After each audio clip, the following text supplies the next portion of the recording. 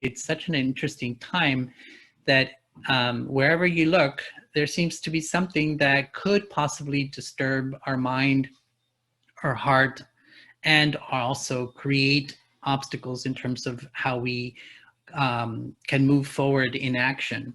And I've been playing around with some of these ideas because I think that it's really important for us to dissect some of the factors that we are in control of and those factors that actually are out of our control, and help us understand the dynamics of how things are processed internally and how we're processing immediately in every given moment, to become aware of what is actually motivating and how am I actually taking the world, how am I creating?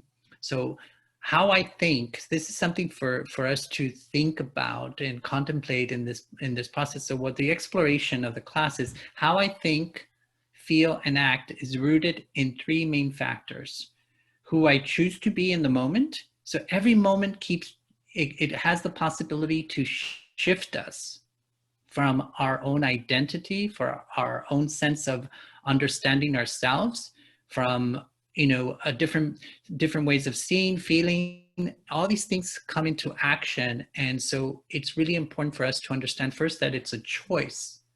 I can choose to be something. So who I choose to be in the moment becomes very important. And why? Because according to that image that I create about myself and that I am and grounded in, everything else will blossom out of that. My thoughts, my feelings, and my actions will blossom out of that image that I create about who I am in that moment. And sometimes we complicate things, but it really is fairly easy to have a sense of grounding. So who I choose to be in the moment is, first of all, in my control. And second of all, it's a choice. So the second aspect of the second main factor is what action I choose to take in the moment. First of all, that's also in your control. Yeah, because I didn't. So what action I choose to take in the moment is in my control. It's a choice. So remember this, everything that is happening in my life is a choice. And it's not somebody else's choice, it's my choice. So third factor is how I choose to store an experience. That's really interesting. Have you ever even thought about that? How am I storing this? How is this experience? How is this event? How is this moment actually being captured in my inner world? And then how is that going to affect me? Do we ever even look at that? And how often are we aware of the effect of how I've thought about it, how I've acted upon it, and then more importantly, how I've chosen to store it. Sometimes we store things as beautiful memories, and sometimes we store things, experiences, as nightmares. So becoming more aware of that. So these three factors: how am I seeing myself, right? How am I choosing to be in this moment? And the moment, this present moment, is very important, because from that, we're going to also explore the sense of time and how that affects the present moment, and how these things that we are creating begin to build up in our consciousness, subconsciously, and then consciously.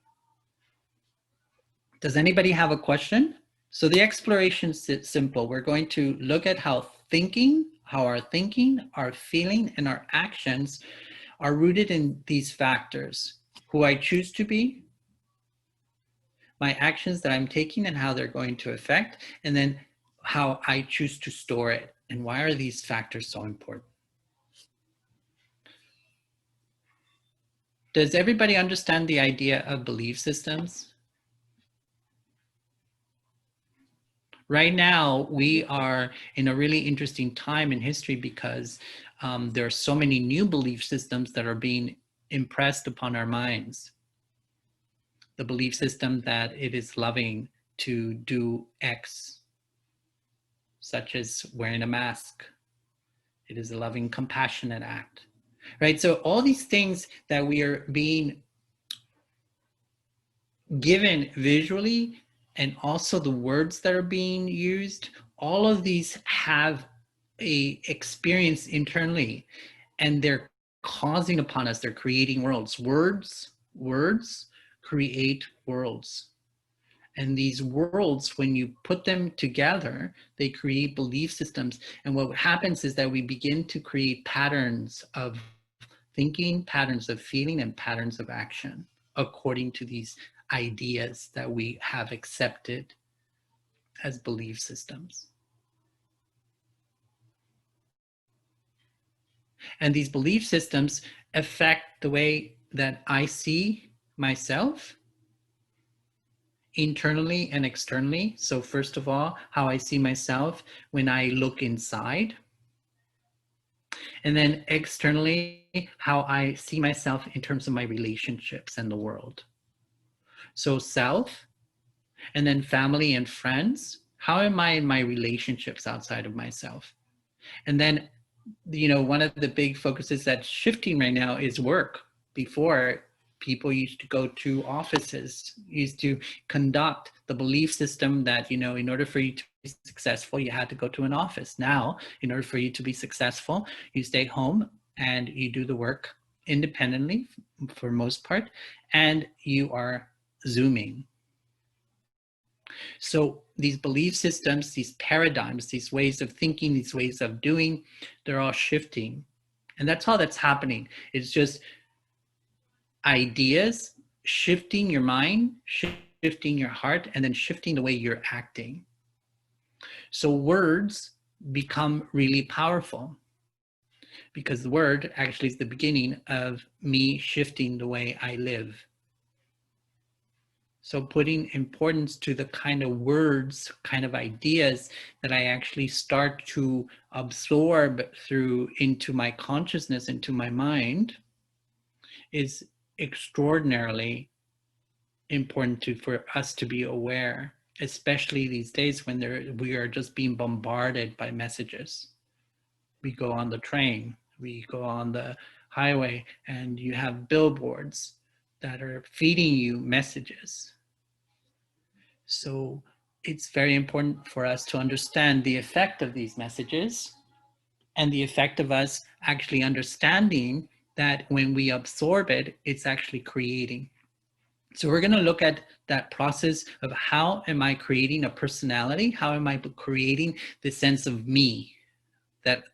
This idea that I call this is me. This is who I am. And one of the things to contemplate is how has these past couple of months shifted my belief system of how I am or what I am. And perhaps some of us have not been shifted, but I think that the majority of us have been shifted in some way, either in our thinking or in the feeling about things, either internally or externally. So things are right now in a process of deconstructing, falling apart, but at the same time, planting the seeds for new ideas and for us to come together with the sense of what newness, what new constructions do we want to build out. So spheres of external influence, right? Becoming aware of those external influences. The media, our work environment, our family environment, our friend environment. So all these are spheres of influence that are causing all these ideas to come into our consciousness, our awareness. Can anyone give me an example of a belief system that has been introduced lately to your awareness that has been not only introduced to you individually, but also collectively as a society, we have adopted, in a very short period of time? Anyone? I have one Yeah. about the masks. Yeah. I wear a mask to protect you, and you wear a mask to protect me. Uh-huh. And also the distance. Caring is Okay. staying 6 distance apart. Yeah. And And how is that affecting you? uh, I don't think it has affected me directly, but of course, you know, you have to be very respectful how other people are feeling.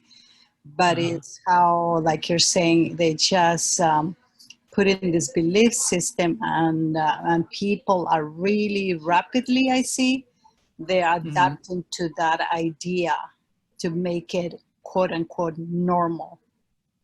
Yeah. Acceptable, right? So Yeah, that is acceptable it's to an do that. accepted, what we call accepted norms. Yeah, like you were mentioning about the billboards and everywhere. You see that everywhere. Yeah. So, yeah. Anyone else? Can you, anyone else give me an example of a belief system that they've been exposed to in recent, which is causing their mind, possibly their feeling about either yourself or others, how it's causing shifts that perhaps are new? Anyone else? Yes, hi. I think the belief that we have the best healthcare system in the world Yes. has sort of changed in the last few months. Uh, how so? Well, according to the numbers, there are many other countries who are doing much better. So, Yeah. So even the sense of the safety, the aspect of us living in a construct that we live in the best country in the world, in a sense, on certain levels. And so all these things are beginning to be lifted from our sense of structure, right? And how are you reacting at the moment about that? How does that cause upon you in your thinking? What how is it creating within you to know that? I'm considering moving. I'm just kidding. You're considering No, moving, yeah. no, I'm actually, just it's just interesting to see certain countries that I never heard of actually are doing much better, and um, it's a question mark as to why is it that certain other countries are doing better? Is it because they have a less populated area, or you know various different questions that comes to mind?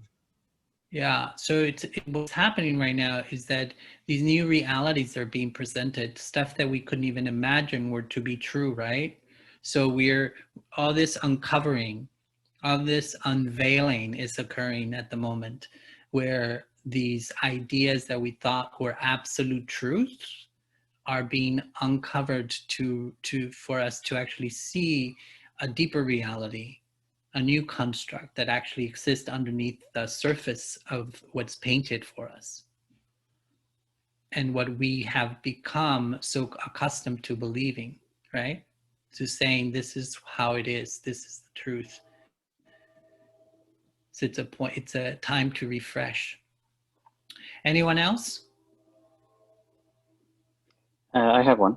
Uh-huh. I think we, as a society, has considered everything as being guaranteed, whether it is physically or mentally. Mm.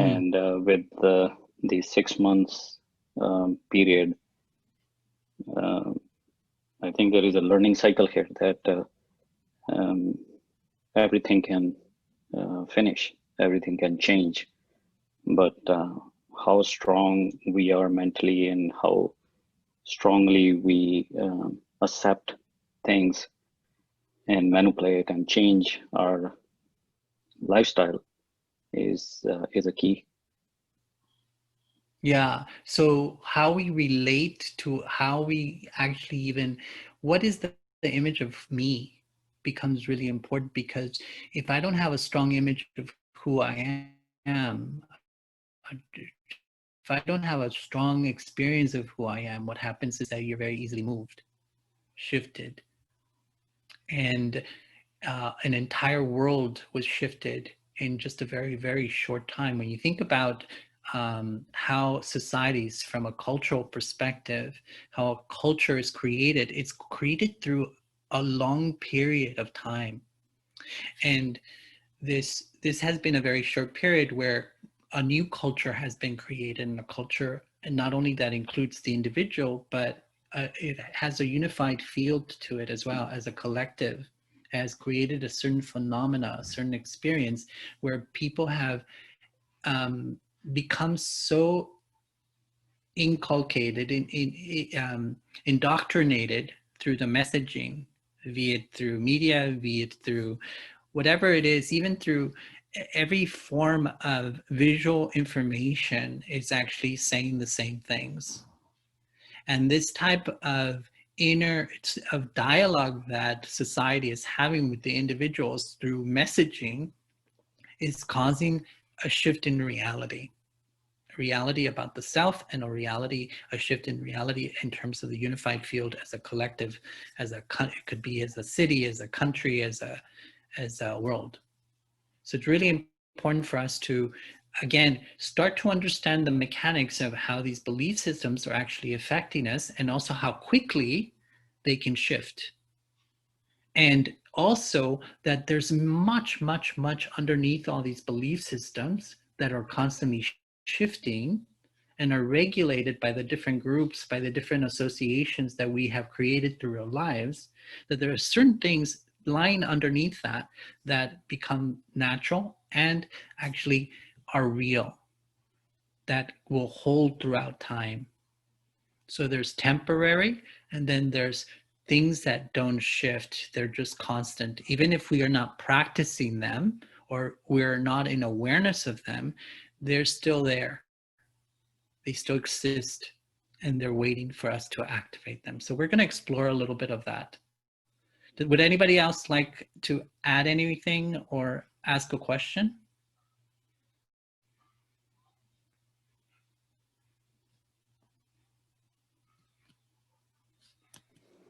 It is always follow the rule, like, traffic light, if you have a red light, green light, whatever, you have to follow the rule, then you will be, safe, and everybody can be safe. Yeah. I think that part of that is also your own sense of clarity in terms of what is right for you and what is not so right. So let's say that a society has, or a group has created an experience of, let's go jump off a cliff on Friday. And, are you just going to, and everybody's doing it, are you going to do the same? No, I'm talking about the rules that they make it for safety. Yeah. That is the one I'm talking about. There's whatever is safety part. Means red light, if you don't want, if you go, then the consequences, whatever happen, it's not going to come out good. But if you stop, then it's good for everybody, both sides, not for me, I think for you. Yeah, I think that you have a very good point. What's the balance between actually following? Yeah. So this is also a big question. How much do I follow, and how much should I question when something, because I have a strong sense of clarity, how much do I need to also question and perhaps have a voice in order to shift it in a direction where it feels right? So so everything is in a balance, and right now there's a lot of disbalance. And by actually becoming clear as to who you choose to be, right, because of your own understanding of your nature, of who you are on these different levels of awareness, then that allows you to actually have clarity of mind, where you can actually tell, yes, this is this sounds good for me and this doesn't, right? So a sense of clarity in terms of being able to judge and discern what feels real and what feels like a temporary something that is shaking, and that it's going to reveal perhaps something new that is more eternal in a sense, right? More constant. So it's a balance. So we have to find that balance to be able to have the voice, to be able to follow, but also have the voice when we feel something is not quite feeling correct, to actually voice that so that it transforms into something that's more harmonious with you too, right? So my voice is important as well, right? So the collective voice is important, but my voice also, because the more I purify myself, the more I'm able to see clearly. So it's also about this, how can I create this practice to go beyond the illusion? So one of the questions that also comes up, because, you know, as the brother pointed out, you know, this is for sure, this is certain, that this is a truth, has now been sort of broken. And so every single one of us has a lot of different belief systems within us. We carry a bag of goods, and we carry it thinking that, you know, this is real and this is the way I want to go, right? So as individuals, every one of us has had the experience of collecting these different belief systems throughout our lifetime. So as an individual, I have been collecting stories about who I am, and about how society should work, and about why society exists, and then also a story about the universe. And we've come to understand that that is what is truth, right? So whatever falls within that space, we call truth. Whatever doesn't fall into that space, we call false. And we also say right and wrong. So when new things begin to blossom and come to our eyes, we sometimes get confused as to, does this fit into this way of experiencing, or does it not? And we have to actually create within ourselves that sense of self-trust in order to have the leap of faith to be able to include that new knowledge in a way that makes sense for us. So we have to trust ourselves to be able to do that process. So the belief systems that I'm being given throughout my life, here's some examples. People don't change. I am an amazing person, right? So if you had a good upbringing, or you are part of a community that's very supportive, you're going to have a very positive aspect to you in terms of self-image. There is never enough time. So relationship to time also becomes very important in the way I do my moments, in the way I actually achieve. So everyone around me is a threat to my health. That's something that has been awakened very recently, right? We look at each other and we have a sense of distrust. So that's still a belief system, and it's affecting individually and collectively. Is that something we want to keep? Is it helpful?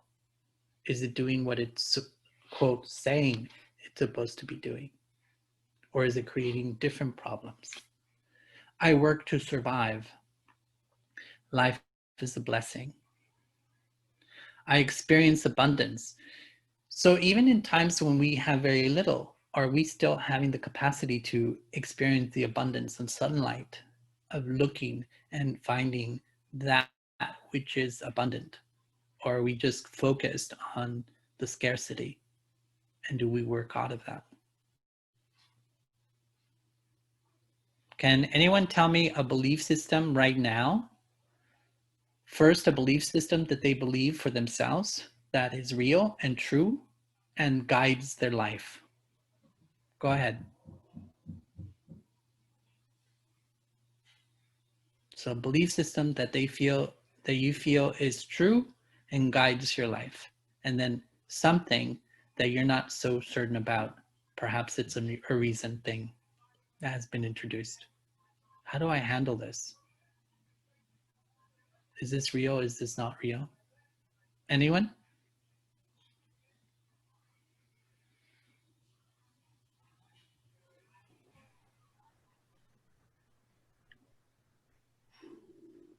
How much authenticity are we seeing in the world?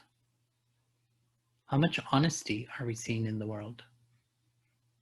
How much resistance are we seeing in the world? How much I take responsibility for what I'm creating are you seeing in the world? How about tolerance? Is there a lot of tolerance around you right now? Is there a lot of tolerance inside of you? These are all things that we say that I believe in this. These are words that are creating in your mind, in your heart, and in your doing.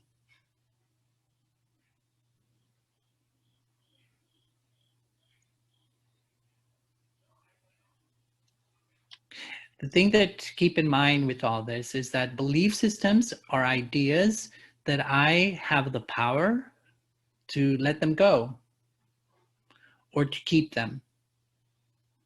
But it is who I am is my choice.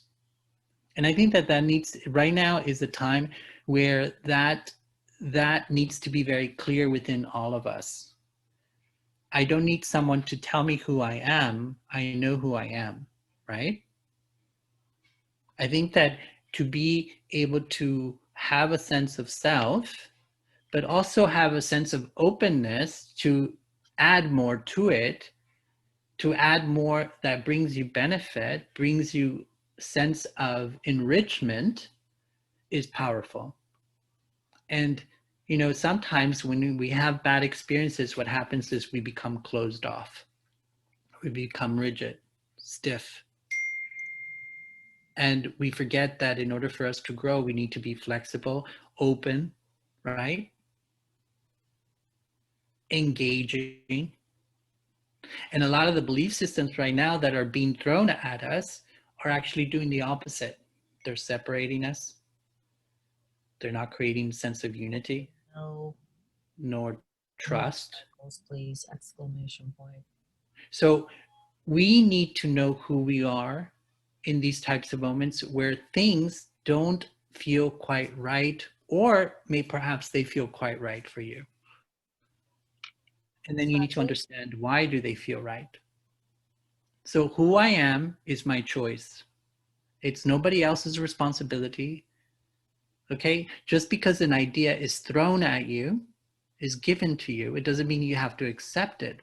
It's up to you to actually create a relationship with it if it makes sense, and also if it brings you inner calm, inner happiness, inner possibility, right?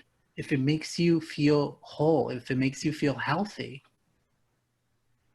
So who I am is a choice. Who I am in my thinking, who I am in my doing, and who am I in my remembering.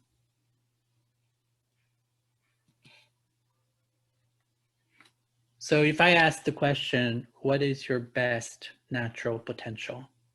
What would you say?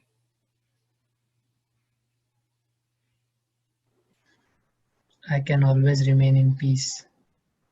Okay. And does that hold real to you most of the time? Sometimes it doesn't work, but it helps overcome the situation. Yeah. So how do you come back to it? I stay calm for some time. Like, for example, yesterday night there was an earthquake. Yeah. And I was deep in sleep, but I felt that there is an earthquake. But by the time I woke up, it had stopped already. So I was not sure when I woke up whether there was really an earthquake or something else was happening. And that brought in some kind of fear in me for some time. And I stayed calm and I practiced it, that I am peaceful soul. and God is with me. And after 5 to 10 minutes, I was calm. Mm. Yeah. Yeah. So it becomes crucial, especially in these times where things are shifting, where the things that we believe to be true are being questioned and actually revealed to not be so true at times. It's very important for us to understand what is, like if I asked, what is the best of what you have at the moment? Would you be able to answer it? First of all, would you be comfortable with answering it? And second of all, would you be able to describe it? Do you understand who you are in the moment in terms of your best? Forget about what's happening. This is simply a question of, do you know yourself? Do you know your capacities? Do you know what you're naturally capable of? And that's something that we don't ask ourselves enough, and also we don't reflect sometimes enough and focus on it. Most of the time, if we are engaged with this kind of work, we tend to focus on the service aspect, and then also the other, helping others or doing for others. But I think that this is a very crucial time for us to actually start doing for ourselves, to come to that sense of solid understanding of who I am in this particular moment. It doesn't mean that that's who you're going to be for forever. It just means that in this moment, I know who I am. And so I'm able to see things that come at me from the external world with clarity, right? So I don't get shifted. I don't get moved. I'm not like water just shifting space. I actually become very solid in my ability to understand myself in the moment and also understand how I choose. Again, the idea of I choose, and how that responsibility to choose correctly becomes very real in these moments.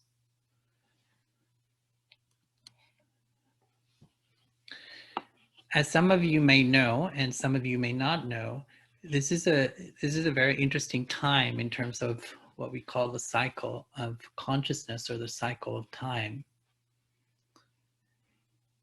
And one of the things that I'm pointing out is that how often do you as an individual even consider the fact that every single thought, every single feeling, and every single action that you are creating in your daily life actually is affecting the world? Anyone? Can anybody be brave enough to say, yes, I actually have considered, I do think about the fact that my thinking, my feeling, and my actions are causing upon the world. They're literally contributing to the direction the world is taking. Yes. Yes? Can you explain about it, brother? How does it affect the whole world? Yeah. So as observers, as just for you just being there, present in the body that you're in and experiencing the moments. So as observers, we are personally involved with the creation of our own reality. Just like we were saying, we take on ideas, and based on those ideas, we have a perception. We perceive the world, we perceive ourselves, and we perceive others according to those ideas. So we have a sense of reality.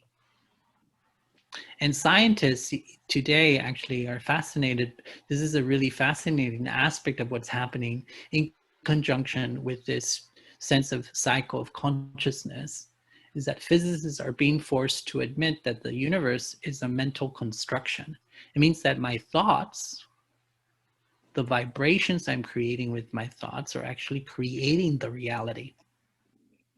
So what we're facing at this particular moment in time is actually, we have created it through time by participating in life with a certain type of thinking, certain type of feeling, a certain type of action.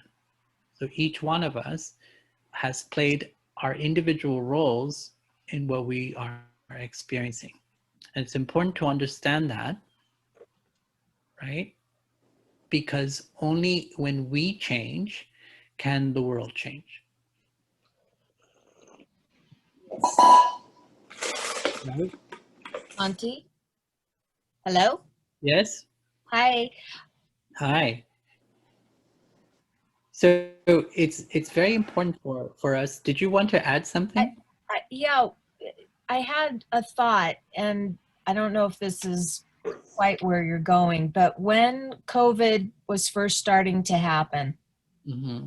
and everybody was on lockdown, Yeah. there was a point where it felt like globally people were in the same place, and you would hear stories about the air was cleaner, the water was cleaner.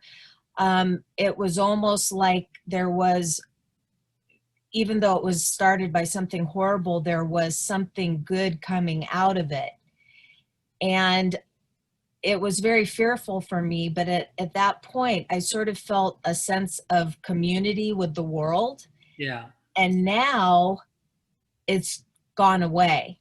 Yeah. And, you know, here where I live, and people aren't on the same page anymore, and there's a lot of conflict around, as many other people have been sharing about respecting people's need for safety or not agreeing with the steps to be safe. So at one point there was a calm and a sense of community, like globally maybe we're all going to get through this together.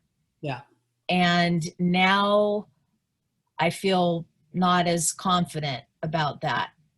Yeah, that little moment in time with the clarity that there's a unified field in the world, and that these elements, we were talking about cleaner air, we were talking about a relationship with nature. Nature was actually coming into the cities. The animals were actually going into the cities because people weren't driving. The population, wasn't as noisy. So greater variety of birds. In certain countries, wildlife was just literally walking on the roads. There was also a sense of purification of the water, purification of the earth itself. So there was a sense of not only a unified field of the earth itself, but also the importance of the elements and how they contribute to life and the prosperity and the health of life itself. And it was to give us a glimpse that we are living in this little circular planet that that gives us life, right? In these physical bodies, it contributes. These elements are contributing, and at the same time, we come to realize that we are choosing by the way we live in terms of our lifestyle, in terms of the ideas, belief systems that we have taken on to be real and that we act upon on a daily basis, that are contributing to the destruction of this little round planet and to the destruction of the elements that keep us alive, that are essential for this physical bodies. So that's why it's important for us to understanding, and this moment in time is about calling upon ourselves to become aware of what part, how am I playing my part? How am I responsible for the direction of the world? And looking at the little tiny details as to how you're living your lifestyle, so that it becomes a lifestyle that is supportive of nature, that is supportive of life, that is supportive of the human family. One of the other aspects that was also became very clear in terms of this moment in time is that humanity was all affected. There was no bias, right? There was no bias between one human being and another human being.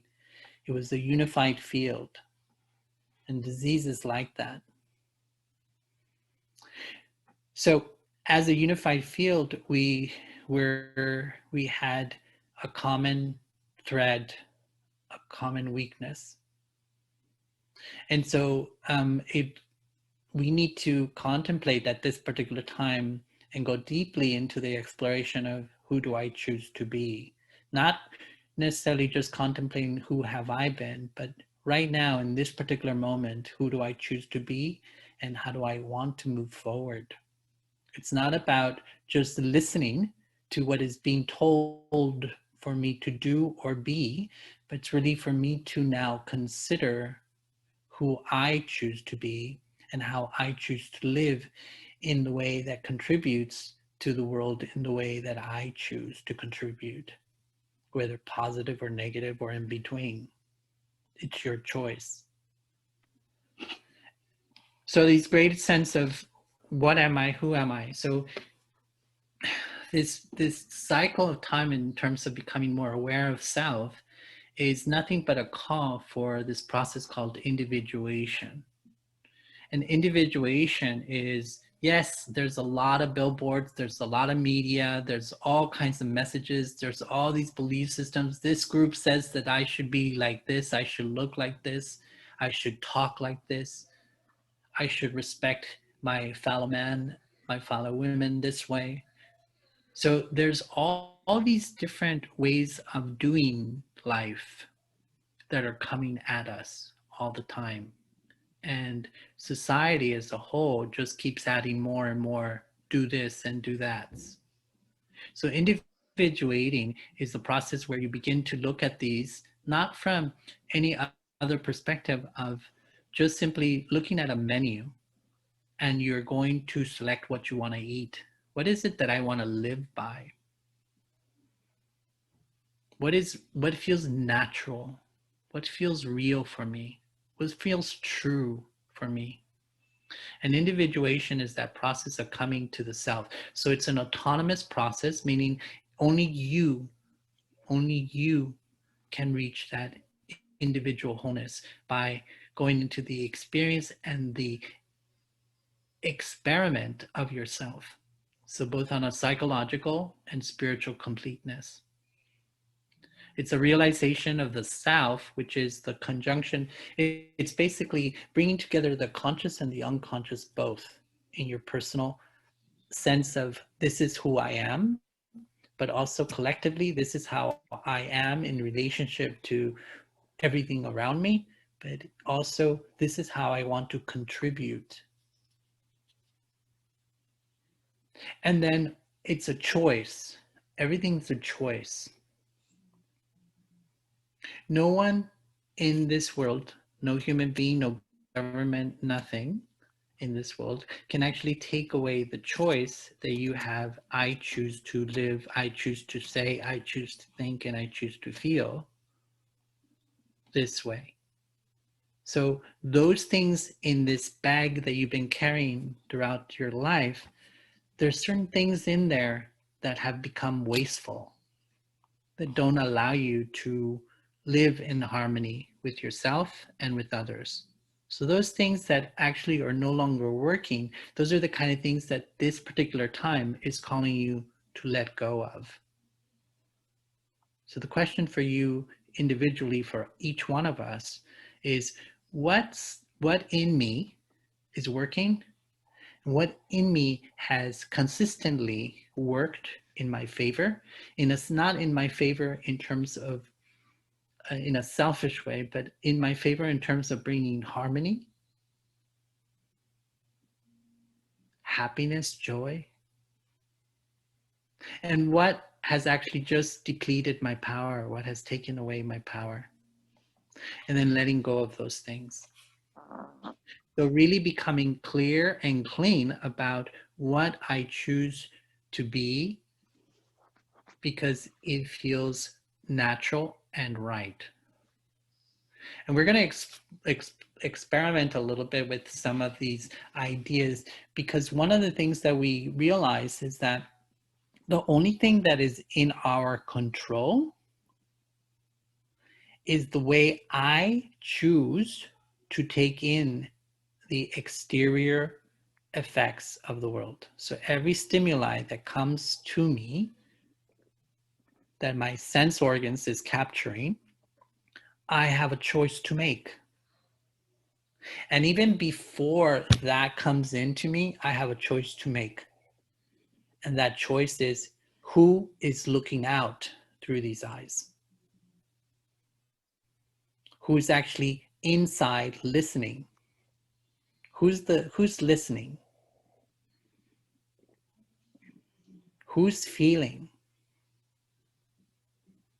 Right? So we're going to go deep into the question of what is it that's actually experiencing? And when I think of I am experiencing. And one needs to give themselves permission to be natural, because what society has created is a society of you have to be this, you have to be this is the right way, this is the wrong way. So there's certain things that we have to look a certain way. What feels natural to you individually? And one of the beautiful things that we discover through this process is that each one of us is not only important, but also unique. And it's through that uniqueness that we actually find the real gifts that we have to offer to each one of everyone around us and to the world itself. So our unique qualities are those that are natural and that they just flow out of us naturally, but we are not allowing them to flow.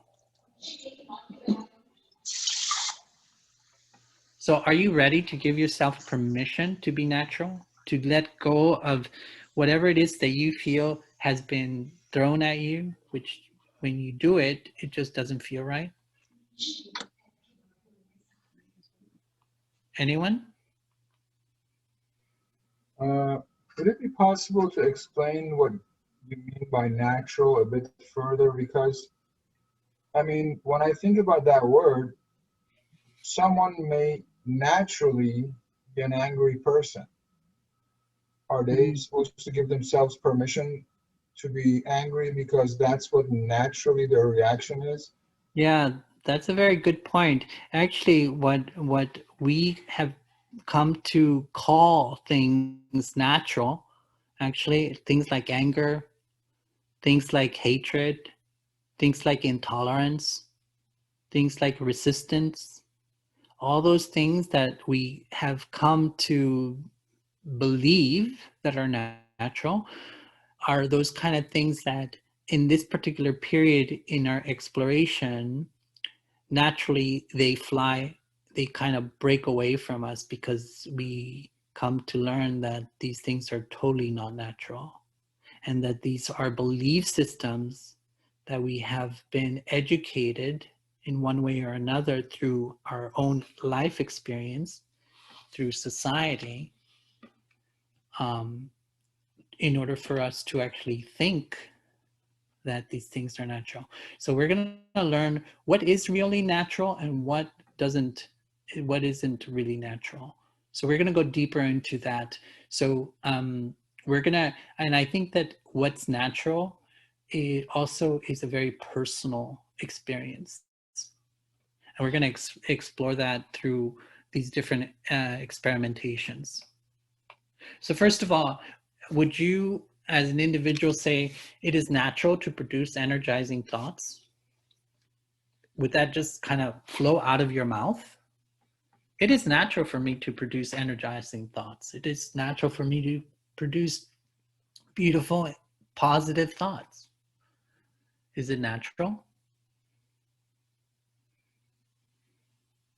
Anyone? No. It's not. No, I believe life doesn't give you anything. It only returns what we are giving it to. So if we are consciously thinking the positive thoughts or the negative, whatever we are thinking, it's coming back into the reality. Yeah. That's what I think. I'm sorry, I don't know about the truth, but this is, I live in the one rule in my life is not giving you anything, it's only returning you. So Yeah. before doing anything, I just make sure I do the right thing. So because I know it's coming back to me. Mm-hmm. Yeah. So, so yes, indeed, actually, life itself is a process, right? It's the process of you breathing. It's the process of you seeing. It's the process of you listening. It's the process of you acting. It's the process of you feeling. So all these is the process, and the thing which you receive has to first start with this point of I am doing this, right? I am creating this. So that same creation then comes back to you. So life doesn't give you anything, right? But you give it to yourself. So Yes. I create a thought, a feeling, an action that is going to energize me. And because I am creating that, therefore I'm going to also receive an environment, right, that energizes. And I'm going to Yes. create experiences where I am being energized. Yes. Thank you. So the creator of my environment, the creator of my feelings, the creator of my doings, have a responsibility, and that is to become aware of what you are choosing to be in any given moment. And it all starts with a thought. So everything in our experience begins with a thought. So what's the first thought I am creating in a process of action is becomes very important. So what's my relationship to thoughts becomes absolutely crucial. So what's natural is I am the creator of my thoughts, right? Are you the creator of your thoughts, or is somebody else creating them for you? We are the creator of our thoughts. Yeah. So be clear about that. I am creating thoughts. And from those thoughts, I am creating systems of thinking. And from those systems of thinking, I'm creating habits. And from those habits, I am creating a certain way of processing and living. So I, the creator of thoughts, am creating my process of living, my process of experiencing. I am responsible for the quality of my thoughts. So I am also responsible for the quality my life is taking on. See the connection? I have the power to change my thoughts. So in any given moment, when I see myself, I become aware that the sequence of thoughts that I'm creating, that I am birthing, does not serve me nor the world, then I have the power to shift it. Because who's the creator of the thoughts? Who's the creator of the thoughts? My thoughts? I am. Me. Yeah. So I am Me. creating my karma with my thoughts. So you see the connection between karma and thoughts? Yeah. Yeah. So it's very important for it to start with I am responsible for the quality of my thinking, and it's my choice. So I can choose any type of thoughts, right? I can choose positive, negative, angry, intolerant or tolerant, frustration, right? Yes. Resistant thoughts. So now, as part of this reconstruction of yourself, you're also going to create these things that are going to create a foundation for the process in which you will live, right? So creating an idea in your mind that you can adopt as this is the truth for me individually. Whether somebody else follows it or not, it's okay. They can live however it is that they choose to live. But this is what I'm going to adopt as a resource for my process in my life. So pure thoughts, feelings, and actions as a foundation for my living. That's going to be a foundation for my living. So the next question is, do I choose to be energized? Yes, Do I choose to be depleted? both. Energize. Yeah. So it's our choice as the ones who are creating the thoughts, it's our choice to understand that if I'm feeling energized and it works for me, then it's my choice to go up. But I'm also choosing to choose an idea, a thought that actually takes power away from me. It weakens my sense of self. So you're assuming that by the word energize, we're talking about positive energy, because everything has a positive and negative, and we could have negative energy. In other words, thoughts that have energy in a negative direction. So I'm assuming this sentence here, we're talking about positive energy. Am I correct? That's correct. Basically, I didn't want to use positive or negative, but it's really about creating a sense of harmony, a sense of empowerment, a sense of completeness, wholeness, a sense of natural. So the next is depletion. And whenever you create a thought that goes against your nature, you will feel it. Something, one aspect of yourself, either your mind, your heart, or your senses will pick up on it. And that's what causes confusion, depression, anger. So you'll understand that something that I've created is actually making me smile, making me feel full, or I've created a thought, an idea that actually makes me feel limited, fearful, angry, out of control.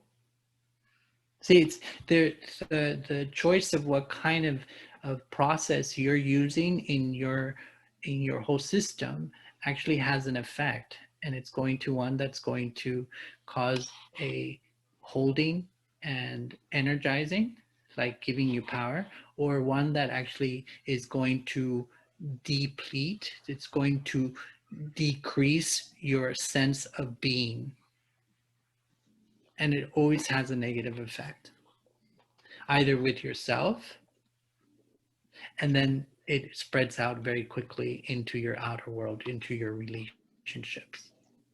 So even though sometimes when we have created this very negative environment inside of us, and we believe it to just be natural, what happens is that the signal for us that it will indicate that something inside of us needs to change is the way our surrounding begins to get affected by it.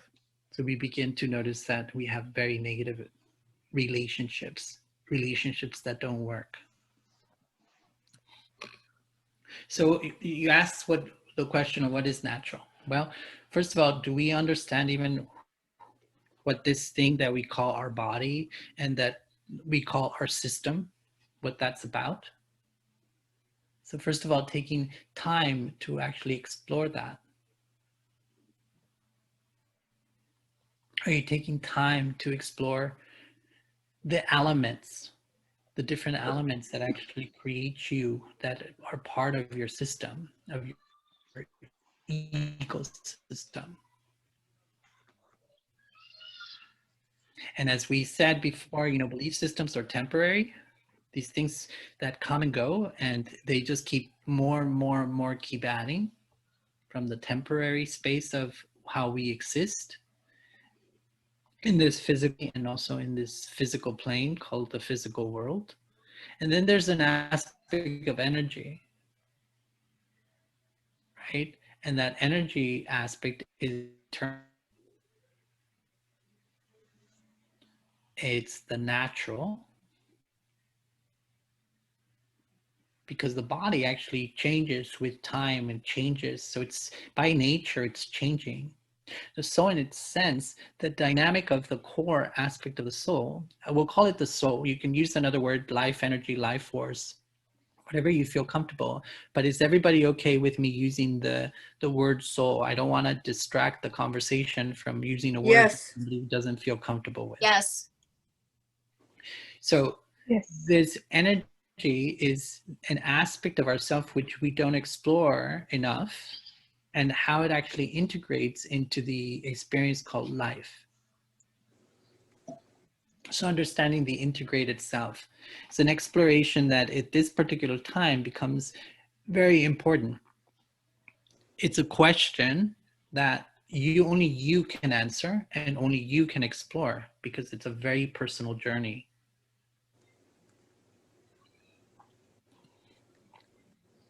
And these ideas that I'm presenting are just ideas that I encourage you to experiment with, see how it feels, put it into perspective in terms of your daily life. So when I say the brain does not think, do you believe it? The brain does not think. That biological part of the human body called the brain does not create thought. So if it doesn't create the thought as the belief system that has been created through scientific exploration, but now new scientific explorations being created through physics, exploration in physics and neuroscience, which actually looks at the function of the brain, but also is beginning to explore the energetic aspect of the being, of the human being. So looking for consciousness in the brain is like looking in a radio for the announcer. So there's a whole sense of science. So the world again begins to shift. The things that we began that we thought were solid are moving, are wavering. Some of them are collapsing, and new information's arising. That stuff that was hidden underneath is now rising, the way becomes clear, so we can actually look in.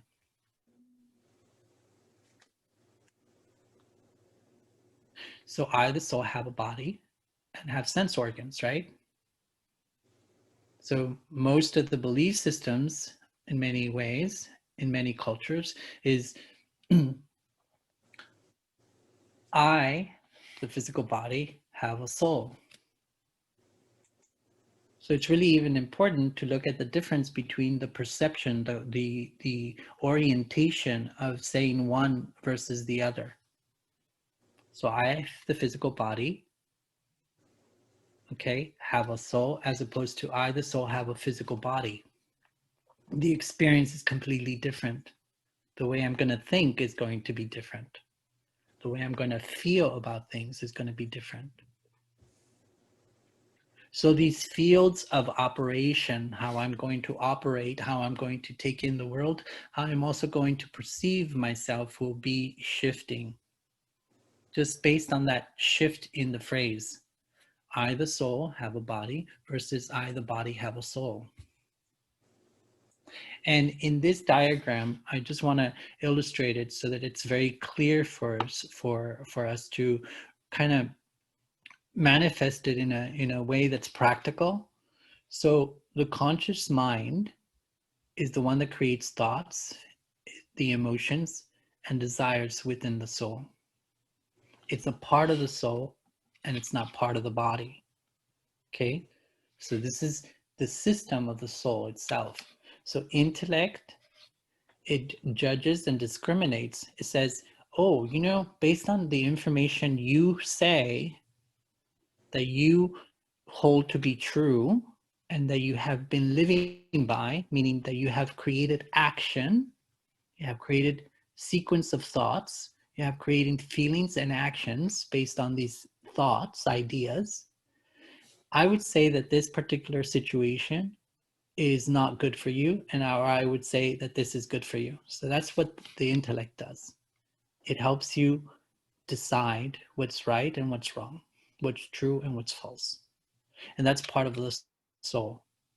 So the subconscious mind is the part of the soul that actually stores every impression in your life, but not only just this lifetime, but all lifetimes.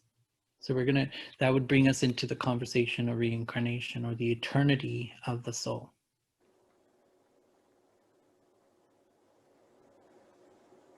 So how does the soul actually work with the physical body? So when an idea is created, those vibrations, those thoughts get sent to the brain. The brain then gets stimulated through brain waves. Electromagnetic field is created, and then all those messages through chemical reaction get sent through the body, and the body does what it needs to do in order to produce the action, the feelings, or whatnot that are going to guide the body, move the body. And then whatever happens, yes? I have one question. Soul store all lifetime of what? It's the subconscious mind stores all of your memories, every single thought, every single feeling, and every single action you've ever taken is stored in the subconscious mind. Okay, thank you. Yeah.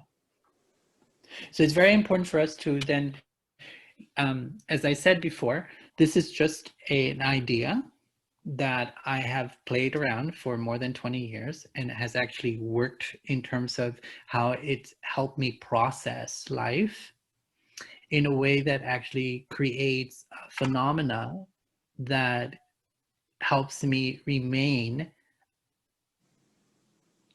outside of the effects of the shifts of the world. So it helps me remain constant in a sphere of being able to see the world, but being able to differentiate what's happening there as opposed to the inner world. And then working from the inner world, I, the soul, am perceiving the world and I'm acting upon it, right? Not the other way around. So it's a response mechanism as opposed to a reactionary mechanism.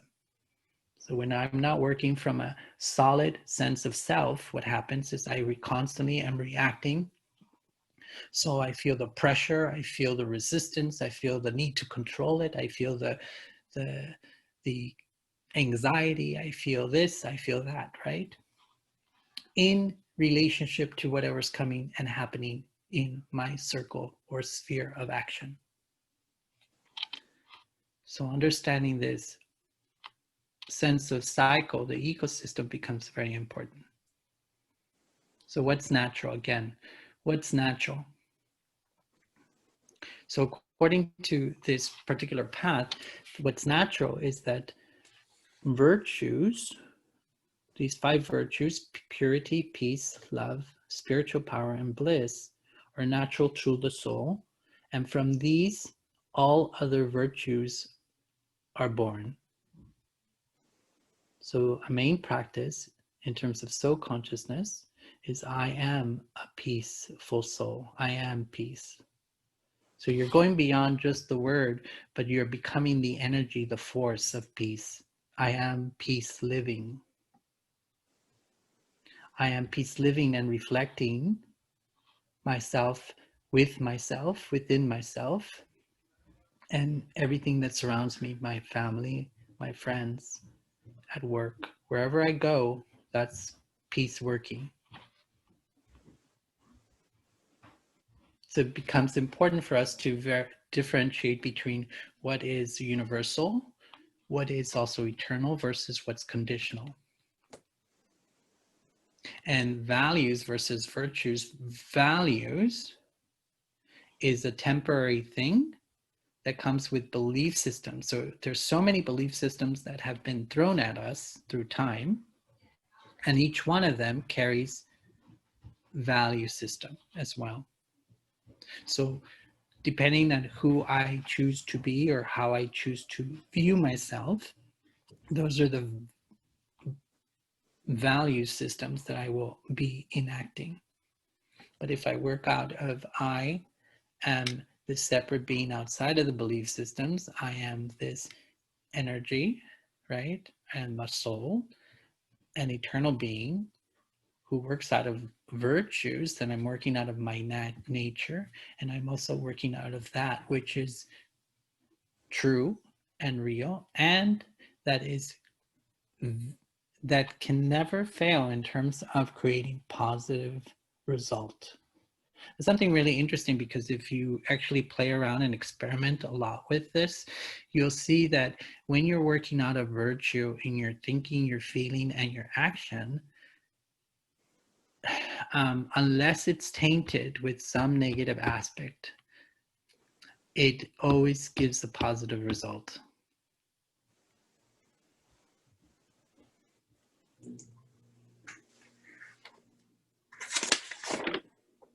Right? So, and how do we get to the point where we can unlock these qualities so that they become natural for us to use them on an everyday basis?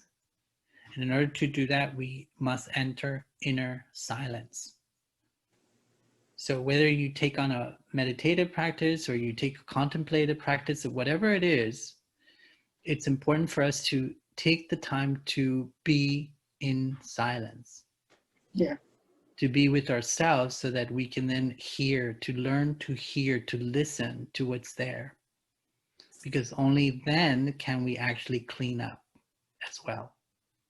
So right now I want you to, if you have a piece of paper, or if you just want to take account internally, and I want you to contemplate, just close your eyes for a second. I want you to contemplate just 5 virtues, 5 qualities. You know, things have gone so confusing at this point in history that we don't even know what love is anymore sometimes. Become confused by the media, it's become confused by politics, it's become confused by the economics of advertising, it's become confused. So it's up to us to become clear as to what are these qualities for me individually, because if I understand them and I practice them, what happens is they will be improving the quality of my moments. So how does humility, responsibility, simplicity, harmony, creativity, courage, discipline, enthusiasm, tolerance, compassion, self-confidence, faith, how do these relate to me? What do they mean to me? So I want you to just, in this moment, just think about 5 qualities, quiet virtues, that no matter what, more than ever right now is a time for us to anchor, to find an anchor, to find something solid within ourselves that we can always return to and call home. So I want you to think about 5 qualities, 5 virtues that you will call home. And these 5 virtues, we know that the nature of the soul, it's natural for every soul to have purity, peace, love, spiritual power, and bliss.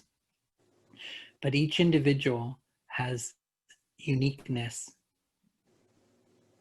I want you to look into your uniqueness and see which of these virtues actually pop out at you and say, wow, this feels so natural and has felt so natural and has created such beautiful results in my life, that this is going to be my foundation. So I want you to look and identify 5 virtues that will be the foundation of your everyday moments, of every thought, of every feeling, and of your actions.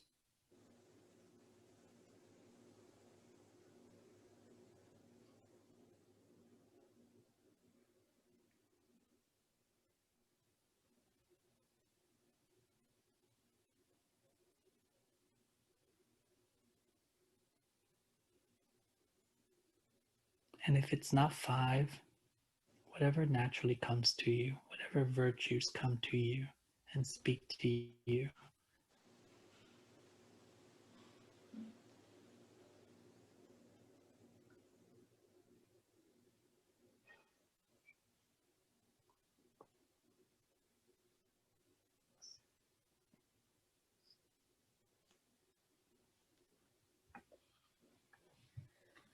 Would anybody like to share their 1 or 2 or 5 of their qualities? Compassion for everyone.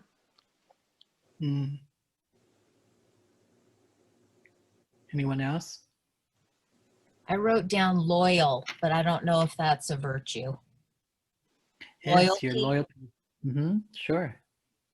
You're loyal to yourself. You're loyal to the discipline of keeping firm with your commitment to being a certain way. Be positive, whatever life throws to you. Yeah. Stay thinking positive way. Okay. Whatever comes in the life. Yeah. Helpful. Helpful. Yeah. Accepting. मेरी class चल रही है. Detachment. Okay, yeah. What else? Strong. Be strong. Yeah. Loving, truthful, powerful. Peace in any situation. Yeah. How about playful? Go in Santi. Lovely. I must say, Yeah. So it's important for, especially in this time where things are so unstable, that we create stability through these qualities. So these qualities will help us create a foundation where we can start thinking a certain way. And what I want to do right now is I want you to contemplate a obstacle, or whether you want to call it an obstacle, a problem, a trouble. I want you to think of something that you are facing at the moment, which is causing confusion, lack of clarity, whatever it's causing you, that you call trouble or problem. And I want you to bring it forth, and now using those virtues that you mentioned, even if it's one, just choose one of those virtues that you say, this is my foundation, this is my solid space, this is my home where I will return, this is what I will commit to be. I want you to contemplate that trouble. And now the only thing that is in our control is how we take in the world. Nothing, no one has power over that except I have the power to take it in. No matter how difficult the situation is, no matter how troublesome, no matter how horrific it is, only I have the power to take it into myself. So it's my responsibility to assure that I take it in correctly. And I'm going to use these virtues to be the filter. So would anybody like to share something that they're facing in their life? I'm facing my aging parents and their health. I don't know if that's applicable here, but I've been really worried about it since COVID. Yeah, everything's applicable for sure. Everything is applicable. So I want you to contemplate one of the virtues that you may have listed, and we're going to use it. We're going to go through this process of, this is the creative process in which I exercise my spiritual nature and I take in the world. So this is the trouble, and I want you to choose the virtue. What's the virtue? Well, two of the other virtues I said loyal. I'm always loyal to them, but just also trying to be patient as things, my mom's losing her memory, and not get upset with her, to understand she's not doing it on purpose. but being patient while I'm holding in the anxiety of seeing her change. Yeah. So here's something. First of all, we're looking at the fact that you're taking it in through anxiety, right? Yes. Yeah. So what we're going to say is anxiety natural to you? It feels like it is a lot lately. So is it natural for you to experience it in that situation, or is it natural within your eternal self? I think it's, as I'm thinking about it, it might be more natural with my eternal self. To be in anxiety. Mm-hmm. Okay, so here's a question. Now, does that deplete you or energize you? Deplete. I think in a lot of ways it definitely depletes. Yeah. But if this makes any sense, when it comes to worrying about them, it kind of energizes me to stay on top of figuring out solutions and what I can do for them. Yeah. If that makes any sense. Yeah. What Let we me 1 do minute a lot come. is we No, actually. let me come down. I'm bringing the. Can you please mute your speaker? Thank you. So basically, this. So contemplate this, okay? Mm-hmm. So a lot of times, what we do is we justify the negative with the positive. But in fact, you don't need anxiety in order to show love, right? Right. And also, you don't need impatience or anxiety to show patience, right? Right. Yeah. So remember that idea of I choose? Mm-hmm. So think about this way. I never have to touch a negative, something that actually depletes my power in any way. Even if it's a tiny, tiny bit, what happens is like cancer. Mm-hmm. The more it sits in you, actually, the more space it takes. Right. It grows. So, and then it starts to create confusion and lack of clarity. And then it grows, right? Right. Think about it that. So do you want to grow a plant that is full of thorns, or do you want to grow a flower that is fragrant and beautiful? Definitely want to grow a flower that is fragrant and beautiful. Right. So we don't have to be inspired to do good by a negative. Mm-hmm. And so we have to realize that the relationship with that experience is that it's not that it's bad, it's just something you choose not to experience anymore. Mm-hmm. Mm-hmm. And that instead of choosing to experience that, I'm going to focus on strengthening even the level of patience that I am creating. So I'm giving more water to patience. Okay. I'm putting fertilizing patience in myself by actually just focusing my mind on patient thoughts, right? And the mind, all the mind needs is somewhere to focus. So I'm going to focus it on this virtue called patience. So now, even before I go to my parents or I have a situation with my parents, I already have a image in myself of how I'm going to see my parents. I love my parents, and I am loyal and committed to seeing and being patient with their process as their karma unfolds. Yeah. Right?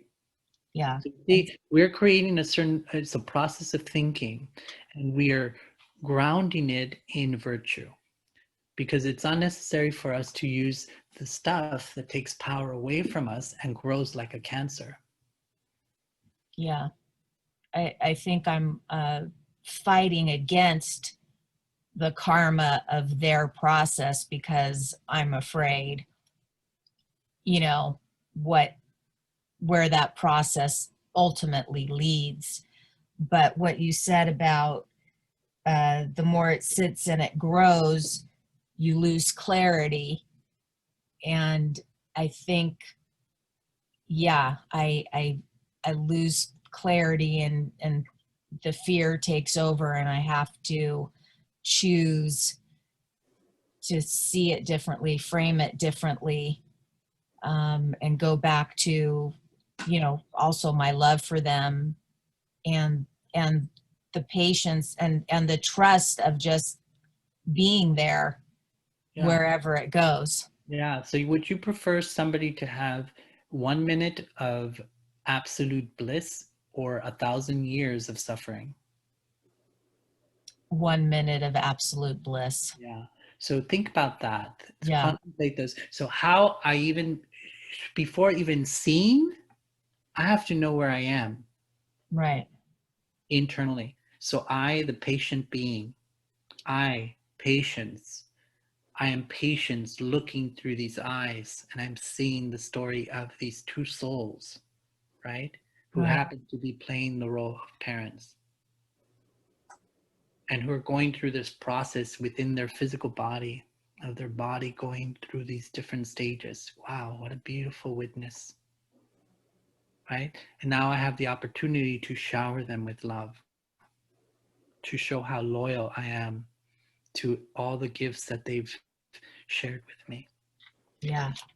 So before I even look or even listen or begin to feel, sit in yourself, know who you are, know what your foundation is. Patience is my foundation. I am patience.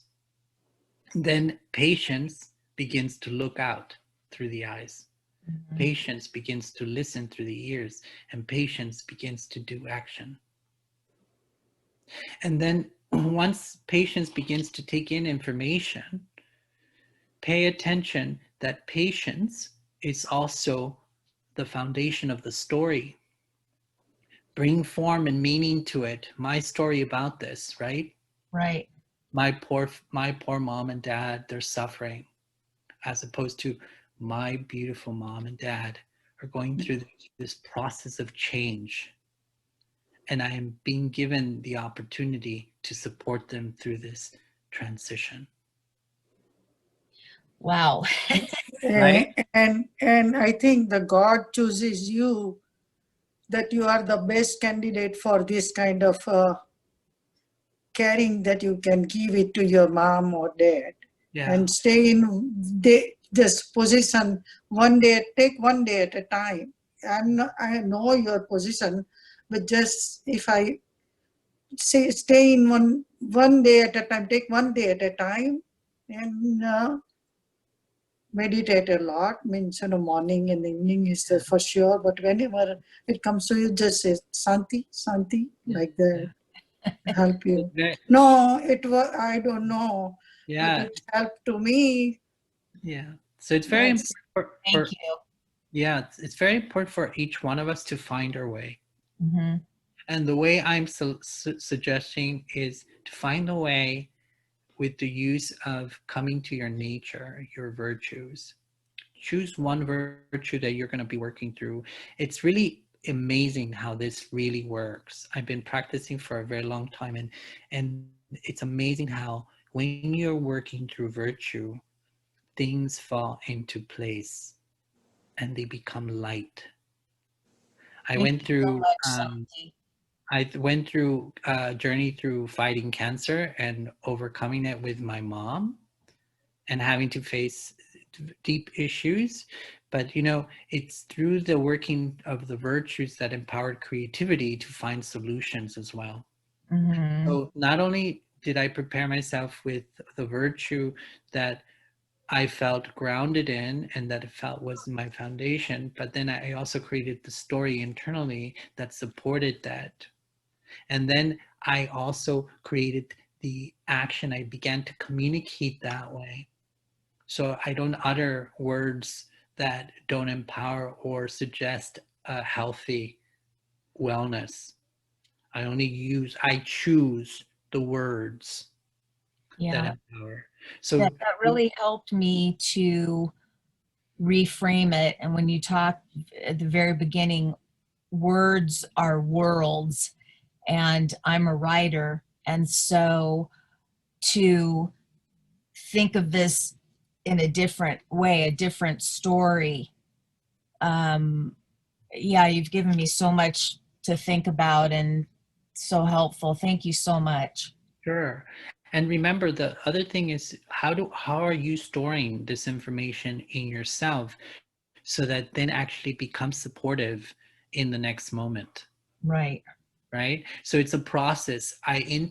Before I even intake, I need to remember who I am. What are my qualities? Work out of those qualities before I even look, before I even listen, before I act. I know who I choose to be. It's a choice, right? So remember that it's the choice of who I am and what I want to experience. Yes. So it's a choice. Throughout this entire process, it's a choice. I choose to be this, and through that being, I choose to see, listen, and act in the world. And then I choose to create the story that supports that being. And I communicate it not only to myself, but also in the outer world. I'm more kind and gentle and loving and understanding to my parents when I speak to them, because I don't feel the frustration that anguish and anxiety is creating within me. And now it's making me lose my patience. Right. So keep the focus in the right place and it'll give you power. Thank you so, so much. Anyone else would like to enact one of these troubles? We'll have an opportunity with what's coming up. So this is a very interesting aspect of keeping create a healthy relationship with the three aspects of time: past, present, and future. Do I even understand how time influences me and how it affects me, my thinking, my feeling, and my action? Do you know how time affects you? Anyone? Other than I don't have enough time to do X, X, and X, which is the most common relationship we have with time. Well, what can happen is that you allow the past, which is time, to weigh you down. Yeah. So memory of the moment that just happened. Mm-hmm. And if I don't store the information correctly in my memory base, I'm going to accumulate a huge number of little stories that actually are going to weigh down the way I see things, the way I feel things, and the way I'm going to take action with things. So the past moments that I created, that I chose to create, are going to limit the freedom in which I will be able to see, feel, and act in the present. So understanding that the past is finished, I cannot touch it, I cannot change it. So therefore, just let it go. And if something is coming back from the past, then the only thing I can do, which I can exercise power, is I need to reorganize it, to recreate a new relationship with it that actually heals and energizes. So I have to be creative in the way I choose to perceive it. So shifting perspective on what happened in the past in order to heal. So only I have the power. Remember this, sometimes guilt, sometimes shame. So all these negative aspects of how we have related to the past of what happened, only I have the power to pardon, release myself from my guilt, obligation, and punishment for my doing. Sometimes we punish ourselves. So we have to release that idea. We have to free ourselves from the past in order to be free in the moment. And keeping in mind that it's all a choice. I choose to keep that moment in the past in my mind, in my heart, and in my being in a way that is destroying me, that is destroying my relationships, that is contributing to the destruction of the world. Or I choose to revisit that event, face what's there, and only look for the benefit, for the wisdom, for the love, for the peace that I can find in that. In every moment, there's some benefit. So, what's the gift? I'm looking with the eyes to discover the gift, not the eyes to discover the problem, the blemish, the hurt, the pain. I want to move away from that. I've carried it far too long, right? So I want to release myself from the choice that I've been making to carry this with me in order to free the moment. So the present is molded by my spiritual awareness in the moment, who I am. Just like I'm taking in information, before I actually look out into the world, I know who I am. I am in the awareness of who I am. I am in the awareness of my qualities, my virtues. I'm in the awareness of my relationships. And I am in the awareness that I am choosing to create harmony or destruction. So infused with spiritual knowledge, the awareness of who I am spiritually, my tools, my powers, I create accurate thoughts, feelings, and actions. I remain in my self-respect and empower peace of mind and happiness. So I remain aware of myself. I remain aware of my tools, of my powers, and then I create the right circumstance that I know the effect will be peace of mind and calm. Right? And the future takes care of itself by me being present in the moment in that way. Does anybody have any questions?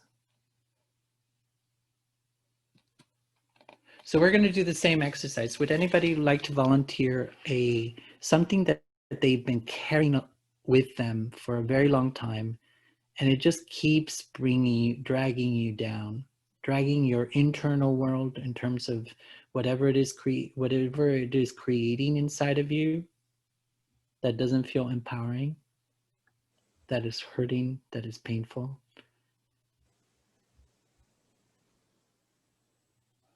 And that each time that you are faced with a new moment, that memory just comes back and actually doesn't even allow you to see clearly what's actually in front of you. So new opportunities, new benefits cannot flow through this new moment. So something of the past that's keeping you limited. Anyone? A trouble, a memory of something in the past that keeps haunting you. Let's put it into perspective. At least let's begin the process of attempting to put it into perspective that is healing and harmonious for you.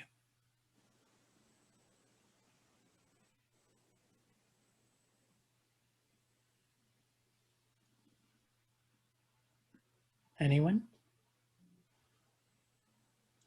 Brother, I can tell you a little bit of story. Okay. I got married when I was 22. Okay. So as soon as I entered in the home, because it was a big family, so everybody tried to saw me as a little girl just entered in the home. Everybody tried to control me and wanted me the way they want. And since too much pressure caused a little bit distraction in the relation, it wasn't like too bad, but then there was a crack in the relation. It's always been, and it was there for past 18 years. And then now recently I just moved a different city, so where I am away from them, because uh, there is a kind of family tradition where elders are saying something and I couldn't tell them. So silently, with the respect, what I did, without saying them that I'm getting hurt or anything, what I did, I simply changed the state where they were living, and now I'm in the other states. And a few days ago, I found out they are thinking that I'm very lucky, I'm very fortunate, I took this step, and now they are coming here. So, so now I am so much kind of worried. Like I totally am silent right now. Even when somebody is talking to me, I barely reply. Yeah. Because I'm kind of afraid that the karma is keep following me wherever I am. So sometimes, right, because I heard that they are shifting here on October 28th. One of them, she's coming, and I know if she's coming, they are all behind. Like there are only 2 sisters and 8 brothers. So wherever these 2 sisters are going, eight brothers are just over them. And then you feel like I am just a minor piece of family. Okay. So that's the situation here. Okay, wonderful. Thank you for sharing that. So I'll start with this. First of all, I'll ask you a question. Can anybody really touch you, harm you? They are not harming with the it's a very educated family, so the harming, even though you know what, I start changing the thinking. Even I start writing. I always say my kids, in the modern world, people don't need any weapons to kill you. Words are more important. In the modern words, people will just drain you mentally. They won't need weapons, but they destroy you internally and physically with their words. So it's a very educated family. Like if you see from outside, it's gonna, like, even sometimes if I tell my parents that something is going on wrong, my parents see them that I am very lucky because I'm living in a big house. I'm just sitting and standing with the people in the court, in the nice shoes and nice home, using the branded stuff. So sometimes it feels like lonely because I couldn't even explain outsiders that what's going internally, because you don't like when someone makes you feel that you are worthless. Yeah. So they talk about the rutba. Like even if I try to, I recently, before moving, the step when I took for the movement, that they were talking about the rutba. They always says you are um, smaller in the rutba and age. So age is smaller plus rutba is smaller. So they don't hear when I try to talk. Okay, sister. So can I ask you a question, sister? Yes. So whose thoughts who you express many thoughts, right? Just now? Yes. Whose thoughts are those? They are my thoughts. Okay, Are my thoughts. Okay, so we're gonna use the whole process here, okay? So just let's go through it. So whose thoughts are they? My. Your thoughts. So who's creating the quality of the thoughts? Me. And who's creating the effect of the thoughts? Me. So who's in control of the thoughts? Me. Who can change the thoughts? Me. Who can change the situation? Me. So do you need them in order to change the condition of what you're experiencing? Yeah, this is what I tried in past 18 years. That has kept me calm. But at the same time, sometimes it takes a entire life to change the situation. Like I know I am being with the Burma Kumaris from years and years now. So now I changed the situation, like the taking the step movement. It wasn't it wasn't easy, because pulling one brother out of the nest wasn't easy. But I did that with the meditation. Like, even though if they are saying rude stuff, I am quiet. So that was the one thing I convinced my husband. Right, we will do better.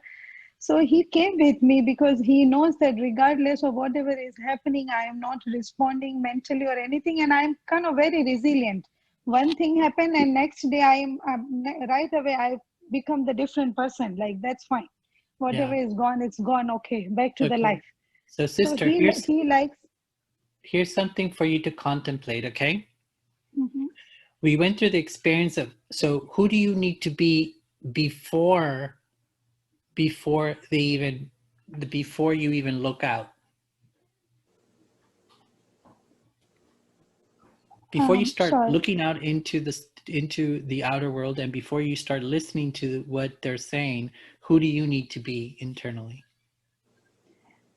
I just remember that I am a soul. Okay. Whatever they are doing, they are hurting my body, my mental. Well, They okay, are so they are not hurting me internally. we're So, gonna take it step by step. You said, I know that they're hurting my body, right? So you're just changing the story so that it's now about the body, right? But they're still mhm, hurting some aspect of yourself because you're an integrated self, right? mhm. Yeah. So the story needs to also change. So what's the virtue? What's the virtue? Tell me one of the virtues that you selected as part of your foundation. This is a virtue that you want to really, really be. This makes you solid. This makes you real. This makes you confident. This makes you strong. What's that virtue? I think humanity. Humility. Okay. Yes. So in humility, so I am a humble being. So can you describe what humility means? Sorry, I was saying about the humanity. I wasn't talking about the humility.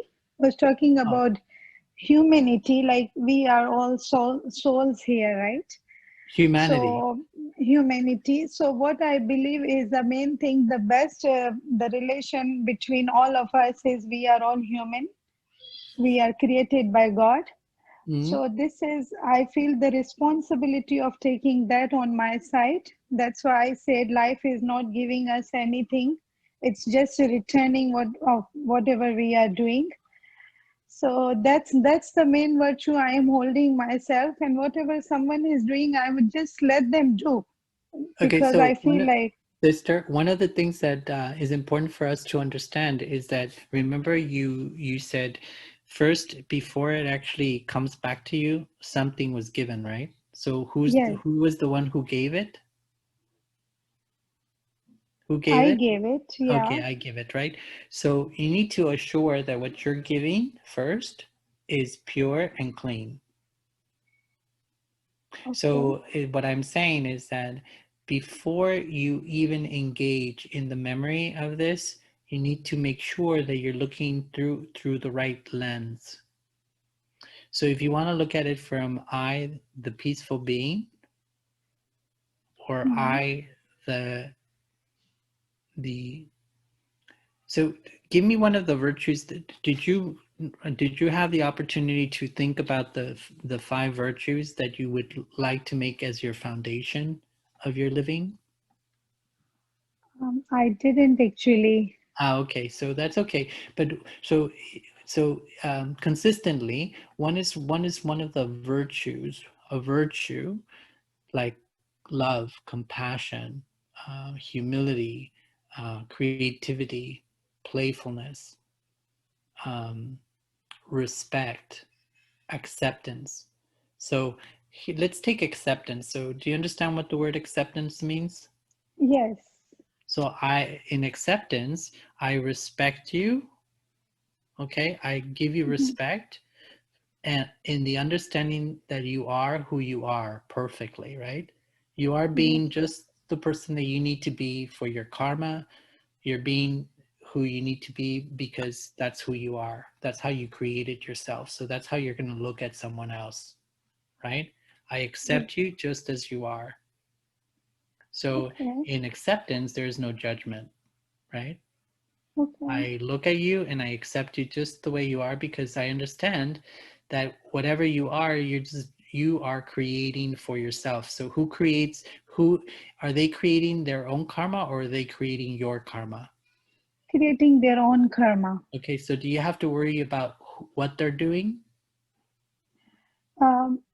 I don't actually, I shouldn't be worried, but Yeah. I do get, I do feel bad, because what they do is, it's kind of, in our culture, I feel like my husband is everything for me, right?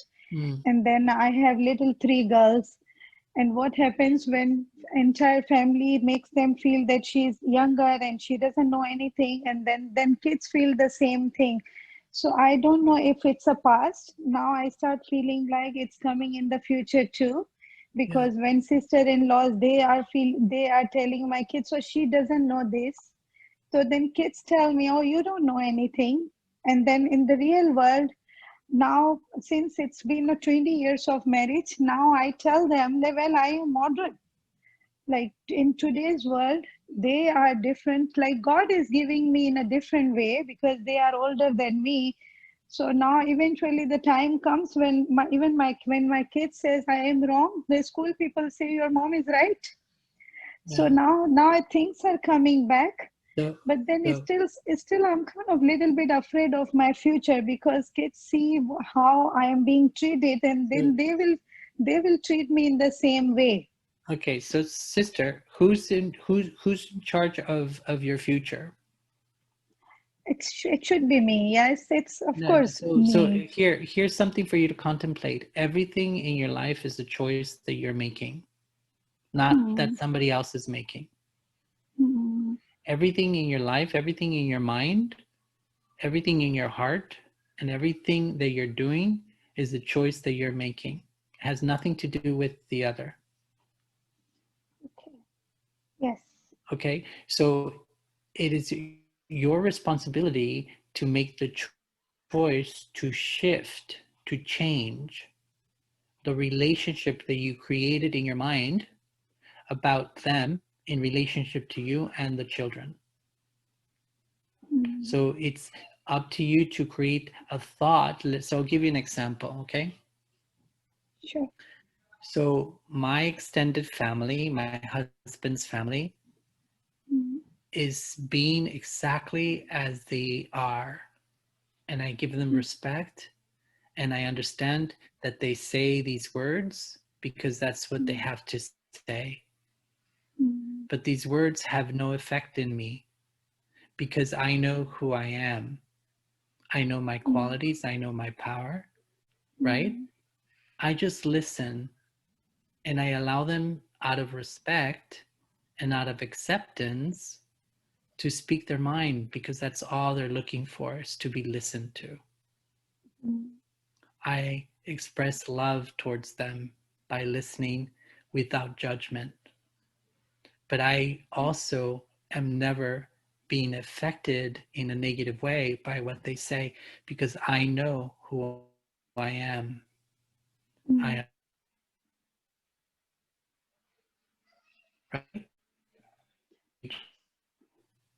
strong soul. So you create the capacity. So how much you in your children, Yes. they have their own karma, and creating their own karma, it's my responsibility to listen with love, to see with Yes. love. So you see, in Sure. meditation, you have to churn the new story you want to create for yourself that actually empowers you and takes you beyond you taking it personally, and also the hurt. The hurt Hmm. only happens because you are creating Hmm. the story that is hurtful, Yes. right? So now create a Yes. beautiful story about Hmm. yourself. So it's not just a story, create a reality, a true belief system, right? That Yes. supports, so create a truth that supports the harmony in your relationship with yourself, harmony in relationship with your extended family, with your husband, right? So another aspect of soul consciousness is I, the soul, who is playing this role as the wife, as the daughter-in-law, as the sister-in-law, right? Yes, but Nothing, sometimes none what of I my do is, flowers. I'm sorry. Sometimes what I do is I try to educate them at the same time, showing them the other part of the story. So Yeah. I So sometimes I try. here's my suggestion to you. Here's my suggestion to you. Educate yourself first. Yeah? Sure. So, and Yes. if you educate yourself first in terms of creating the new story for yourself and believing it and then living it, then just live that, and by the example of what you are, they shall see it. Just like you said, if I am this, then new results begin to occur, right? But Yes. where does it begin? It begins with you, right? It has to begin with you. Yeah. So if you try to change others, will it work? No, I don't try to change them. What I do is I only give them, this is how I'm seeing the situation. Like you are seeing this, I am seeing this. Like there is Yeah, only I vision see. thing, right? Yeah, So I only show them this is how I see. If you want me to do what you are thinking, I don't mind to do it. But only I want you to understand how I am thinking, and just say me politely. Like I do whatever they tell me. okay. I don't go against them. The Yeah, thing is, I don't feel like hurting them. I love them. yeah, So I don't feel like hurting them, but only the help what I need is to like think them that I am their sister and their yeah, daughter. So they tell me nicely, and I would do that. I don't yeah, mind making people happy, which is yeah. kind of very difficult, but I So, do that. mhm. I Sister, do that on. so so the the process I'm encouraging that you, I understand that you're not trying to change them and that you're basically just communicating with them. It's wonderful that you're able to communicate exactly your story, but also it's very important for you to not have the expectation, create the expectation that they will listen, Yes, right? that's something. Yeah, Yeah. So you can certainly say what you need to say, but just say it, get it out of your system, right? And then move on, because if they're not ready to hear it, they're not ready to hear it, but you need to be ready to let it go and okay. to work on yourself to the degree where the transformation happens within you, Mm, and that transformation that will then create, remember what we said in the beginning, your thoughts, your feelings, and your actions will transform the world.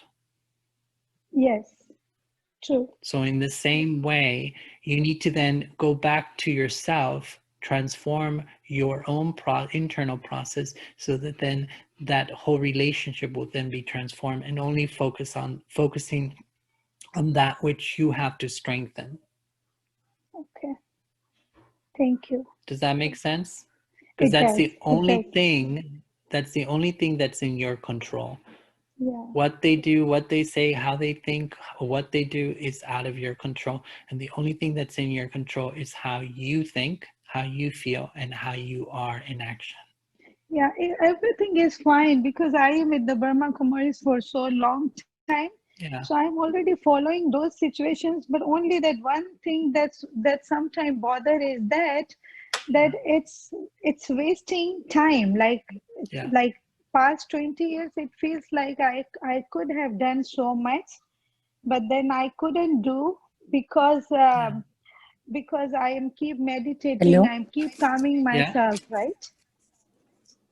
Yes. Yes, and just keep working on it and have the faith and Yeah. trust that you're going through your process, and be patient and spend more time in silence and strengthening your inner capacity. Yes.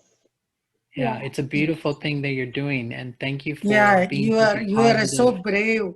You are, because Yeah. of the BK's Gnan knowledge, you are still hanging and you are thinking this way. It's really appreciative. Yeah. Yes, really it's good. appreciated. You're very brave to share. Yeah. A lot of Yeah. women go through Yes. this. Thank And you. Thank you. very nice. Yeah. So we begin to see how time affects us, but then also, more importantly, how important it is that we prepare ourselves before we even look out into the world. That's why the meditation aspect is so important, that we spend time in silence so that we prepare our being to be able to see, to be able to listen, and not be affected by not taking it personally to the degree that we begin to feel pain, that we begin to distrust that we're not who we say we are. We're not peaceful beings. We're not courageous beings. We're not strong beings.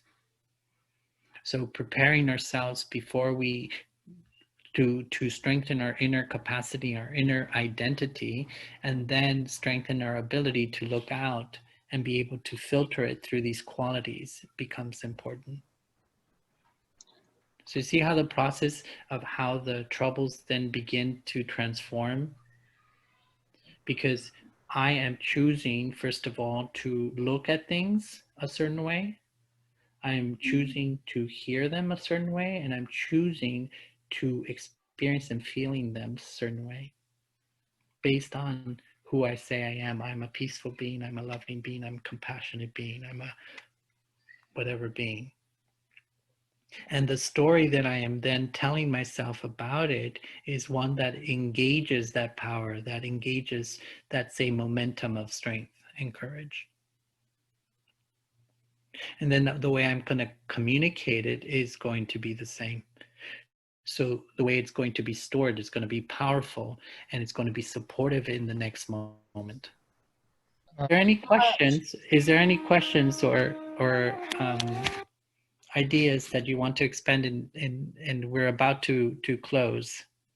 My only question is, I'm hoping you're going to do another workshop next month, and I want to sign up. Okay, fantastic. Thank you so much. much.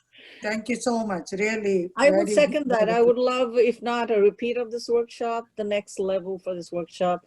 It was most beneficial. Thank you. Okay, great. Thank you so much. And do communicate with the center so that they will be able to get the recording to you. And thank you so much for your participation, the courage. It takes a lot of courage to share one's own experiences. And I appreciate that because it makes it more powerful and we're all able to benefit from it. So thank you. And brother, what is your name? I know your first name is Santi. Santi. Just Santi. Yeah, just Santi, yes. Thank you.